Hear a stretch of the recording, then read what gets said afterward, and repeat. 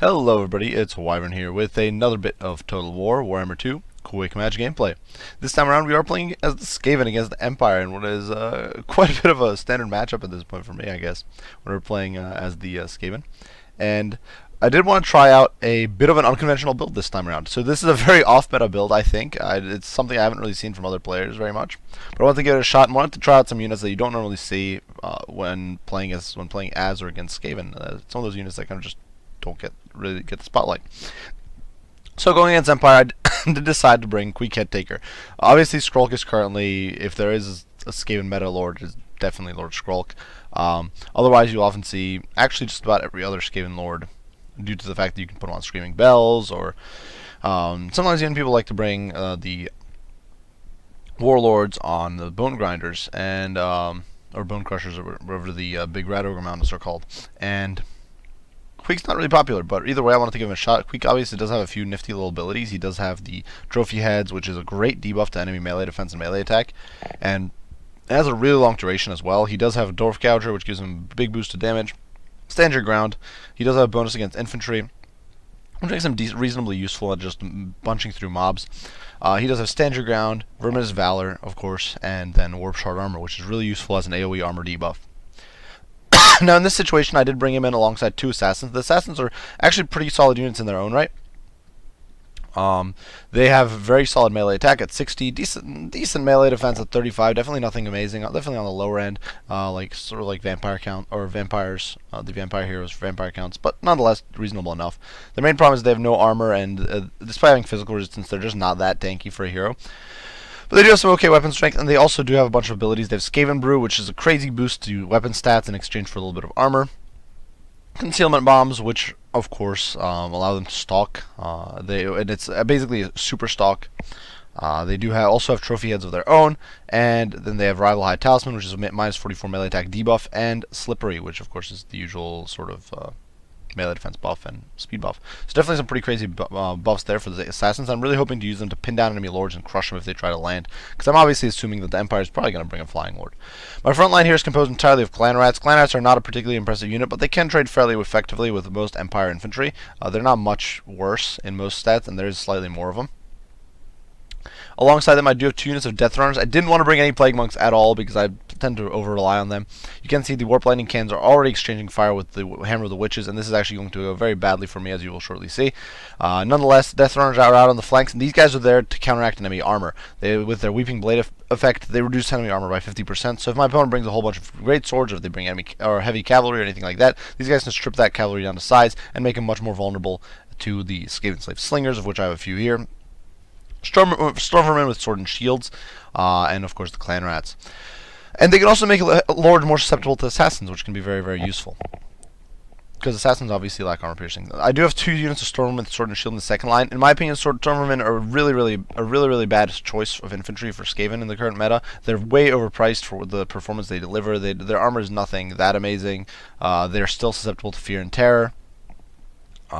Their weapon strength isn't that amazing. They're basically a fairly mediocre infantry in very high quantity, and very low HP per model still. So they're honestly not that great of a unit. If you compare it to Greatswords, you can see they only have 500 more HP than the unit of Greatswords, and obviously Greatswords will trash these guys very, very effectively. In the second line, as mentioned, we do have some Skaven Slave Slingers in the very back of Warp Lightning Cannon, as well as some Stormvermin with Halberds to hopefully defend the Warp Lightning Cannon. I was hoping to kind of bait my opponent down to send the Lord after the Warp Lightning Cannon, some cavalry after it, and it really didn't work out because my opponent had Hammer of Witches and just sniped me. Sniped that, won the artillery duel, really decisively. Up in the sky, my opponent did bring Boris Todbringer, of course, with the Midland Runefang. Interestingly enough, I haven't really been seeing people bring. Oftentimes, people will not bring Crush the Weak or the White Cloak of Ulrich, which I think are absolutely amazing or amazing abilities or items to take. They provide amazing AoE debuffs. They provide great sort of they just provide great utility for Boris, and I really think they're basically a must pick, but a lot of people don't seem to use them, so that definitely got me a little bit by surprise here. Alongside that, my opponent did bring a Jade Wizard mounted on a horse with Regrowth, Stone Skin, and Earthblood, and as well as a Power Stone, of course, for those Wind of Magic. Flesh of Stone seems to be a much more popular pick nowadays. I'm not entirely sure why that is. I think it's not the most useful of abilities, especially not compared to healing. But obviously, if your opponent doesn't bring too much armor or armor piercing, then it can be a pretty good item. And of course, Skaven do tend to bring a lot of plague monks, and even my composition here does not have all that many armor piercing units. You can see the Hammer of Witches does lose a cannon here, but it's still going to be able to keep engaging and trading shots with the Warp Lightning cannons.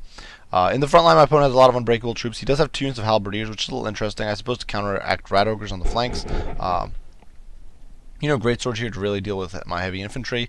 Unit of Solar Bullets, once again, for heavier infantry. And the Tatter Souls as well as Sigmar's Sons, just to kind of anchor the front line. And really the main strike forces here hidden here in the woods, a mix of Empire Knights as well as 2 units of Knights of the Blazing Sun hidden all the way back here in the woods with their little flaming lances. So, the artillery exchange is going very poorly for me. I'm already down a gun. My opponent is also down a gun, but my artillery pieces are simply not accurate enough. They whiff another shot there, and I'm going to shortly lose another model or another gun on the Warp Lightning cannon. So this artillery battery is basically offline, which is a huge issue for me. And now I do start having my Skaven Slave Slingers start teeing off on the Tatter Souls. Tatter Souls obviously have no armor, and it's not like they have built-in physical resistance or anything like that, so even against Skaven Slave Slingers, they will take max damage. And unfortunately, you can see the Warp Lightning Cannon is just not really able to put in the hurt, and it's really just not pulling its weight here, which is rather unfortunate. The Warp Lightning Cannon is a pretty expensive artillery piece, and as you can see, I've lost it now. So definitely a bit of a mistake. I should probably have been a little more aggressive, but it is what it is. So we are now pushing in. Obviously, I can't wait for the artillery because there is no more artillery left, and we're just kind of pushing in with the Clan Rats, hoping that the Stormvermin can reinforce the front line. And the Stormvermin should exchange very effectively against the Tatter Souls and Sigmar's Sons because they do still have that 90 armor. Over here, the Great Swords do bear the brunt of 2 Clan Rat units. But now with the help of the Death Runners, these guys should melt much quicker, and that should help be really a huge boost in this exchange. In the meantime, the Skaven Slaves are kind of able to pepper down the Tatter Souls a little bit, bring them down to size. Over here, Queek and the Assassin are going after Boris and really kind of dragging him into the muck. Or sorry, the Assassin and the Death Runners are dragging Boris into the muck. You can see his armor is dropped. His armor is only 85 to begin with, but unlike Armor Sundering, for example, which is a minus 30 armor debuff, the Weeping Blade is a minus 50% debuff, and as you can see here, it's just an absolutely crazy drop. With Queek nearby, it's minus 18 armor stacked on top of that Weeping Blade, so he's down to 24 armor. He's dying very quickly. Unfortunately, I made a big mistake, and I held back my Stormvermin, and that means my opponent's cavalry charge catches me completely by surprise, and I have no anti-large units to counteract. And you can see the Knights are basically doing whatever the heck they want, rampaging through my Skaven Slave Slingers, who have terrible morale and will rout very easily. In the meantime, the front line engagement, while starting out fairly effectively for me, is now degenerating. You can't see the regrowth going down Boris, though he has hit his healing cap because he just got annihilated so badly by the amount of damage coming in at him. Over here, the Clan Rats are definitely buckling, though fortunately the Stormvermin does have pretty good leadership for Skaven. The main problem is that they are susceptible to fear and terror, but my opponent doesn't really have that here, so I'm kind of safe from that. My artillery crew is being pushed into the fray. I really don't care about him. I'm willing to throw him away. It doesn't really bother me. I'm trying to get Stormvermin into the fight, and on top of the Knights of the Blazing Sun and all those units. Over here, more units of Knights of the Blazing Sun are getting dragged into the muck. The Death Runners, of course, with their debuff, make them very susceptible to damage. Unfortunately, you can see that Queek has taken a lot of hurt, and he's down to 1400 HP and definitely struggling. Queek's not the tankiest of lords. That is, if he's actually being hit. And that's a bit of a problem. But fortunately for my opponent, he's really getting overwhelmed. You can see another rival High Talisman going down, providing a 44 melee attack debuff, which is really making these Knights of the Blazing Sun much less effective in spite of their huge charge bonus. You can see they're kind of being dragged into the muck here. Their armor is not the best, and with the help of Queek, of course, and his debuff, as well as, of course, the armor debuffs of the Death Runners, it's just going fairly well in that sense. Over here, the Stormvermin are kind of anchoring the line, holding out against the combination of Greatswords as well as the Halberdiers. Of course, Stormvermin, as long as their strength in numbers is up, do have very good melee defense, as far as Skaven are concerned, of course. Certainly not by Half standards or something like that. You can see over here, Queek does manage to beat down the Knights of the Blazing Sun a little bit. But unfortunately, I do make a little bit of a mistake, or a pretty major mistake, actually, because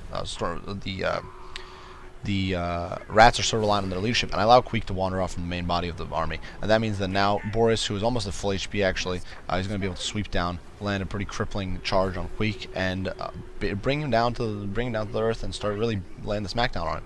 I do pull my Death Runners trying to deal with Boris, but unfortunately Boris is really able to kind of keep smashing down Queek, whose HP is just dropping like a brick, and it's going to be a major problem for me because my leadership is going to be off the field because of that.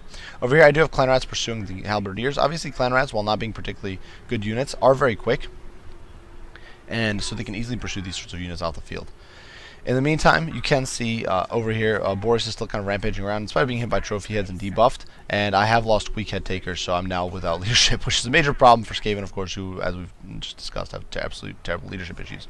Stormvermin have lost their strength in numbers. The great swords you can see are just hacking and slashing their way through the Stormvermin very, very effectively. It's really not the most favorable of engagements for him. Handguns are now teeing off on the back of these Stormvermin, who are trying to finish off this one last model of Sigmar's Sons, which is pretty crazy that he's still around and kicking. You can see Boris does dive in for a little bit, kind of feints, and then pulls away. They're deciding discretion is the better part of valor. But I'm not throwing in the towel just yet. You can see the bar is definitely very much in my opponent's favor right now because he, of course, does have Boris and he does have some pretty powerful cavalry units. But I do get some assassins in. Do some damage to these Knights of the Blazing Sun and really kind of dragging them into the muck, doing a lot of hurt there. And while Boris can, of course, do a lot of damage to the assassins, they themselves can also debuff him with trophy heads. They can hit him very hard. And with the backing of these Stormvermin Halberdiers, he really cannot stick around and stand and fight.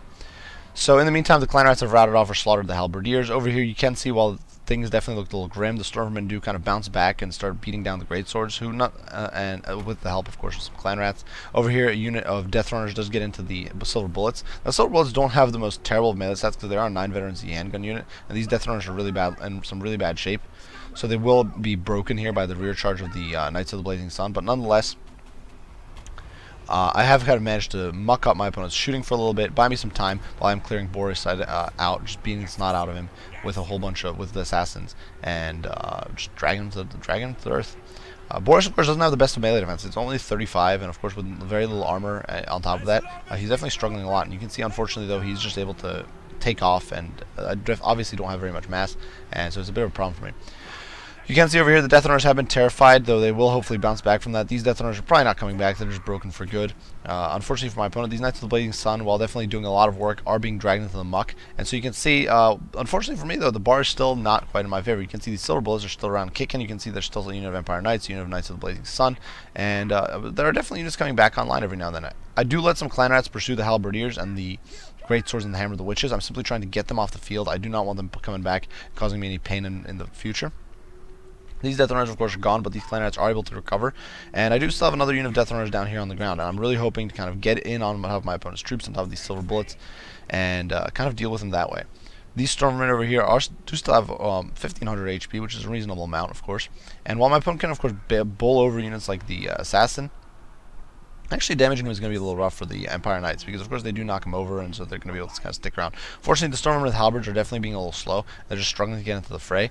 Unfortunately for my opponent, though, he does drop Boris in, and now I'm able to kind of beat down Boris because Boris is down to 650 HP. It drops to 232, and he has now routed. And with the Assassin on top of him, it's unlikely that I'll be able to get away, or that is definitely the hope. You can see he's on 36 HP, and I'm really desperately trying to get him with the Halberdiers.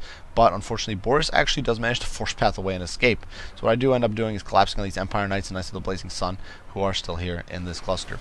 The handguns are still blazing away, doing immense amounts of work. Of course, the unshielded Stormvermin with halberds are going to have huge problems here, but they are going to be able to drag these Knights of the Blazing Sun, as well as the Empire Knights, into the muck and really beat the snot out of them. Because Stormvermin with halberds, while definitely not being by any means the best of anti-large units in the game, do have a lot of models, and they do have armor piercing, so they can definitely do some damage there. Boris, of course, has routed, and he is unlikely that he will come back with trophy heads on him. And well, he had trophy heads on him before, but it's not likely that he's going to be able to make a comeback. So my opponent at this point does make a bit of a desperate gambit, throwing in his Jade Wizard. And of course, the Silver Bullets at this point are really the only thing anchoring him. Interestingly enough, my opponent is actually not. The bar is still quite a bit in his favor. Though you can see it does kind of shift a little bit back towards me. I do believe it is simply because Boris still hadn't fled the field. But once he leaves the field, you can see the bar is going to shift back in my favor in what has been a really close match. And now the Silver Bullets are getting torn apart by the Stormvermin, and of course the Jade Wizard really stands no chance against Assassins, who specialize at killing these sorts of squishy low-end heroes, or squishy low-end in the melee department heroes. And that is going to get us game. So,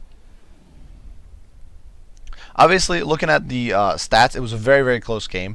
A lot of the first major problem was the fact that my Warp Lightning cans simply didn't generate basically any value. I would have been much better off utilizing it to snipe away at Boris and getting a few extra hits worth of damage in there. Had I done that, Boris would have been softened up enough when he dove in for the Death Runners and Assassins to bring him down most likely.